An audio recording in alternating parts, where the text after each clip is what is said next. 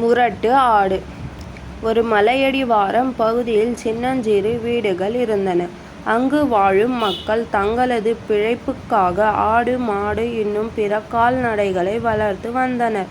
அதன் அருகே அழகிய ஆறு ஓடிக்கொண்டிருந்தது. அதனால் அங்கேயே மலையடிவாரத்தில் பச்சை பசேல் என்று புல் வளர்ந்திருந்தது. அவர்கள் வளர்க்கும் ஆடுகள் மலையடிவாரத்தில் வளர்ந்துள்ள புல்லை தின்ன அங்கே மேய வரும்.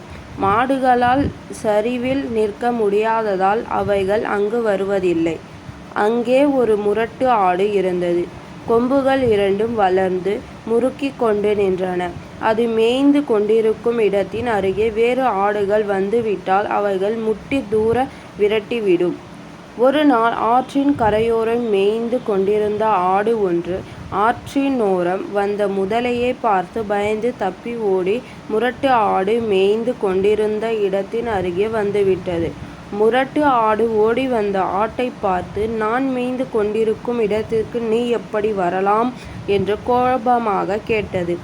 அதற்கு அந்த ஆடு, அங்கே முதலையை பார்த்தேன், அதனால் வேகமாக ஓடி வந்து விட்டேன் என்று அமைதியாக சொன்னது.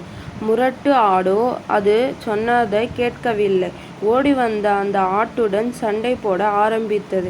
அந்த ஆடோ சமாதானமாகவே பேசியும் முரட்டு ஆடு கேட்கவில்லை.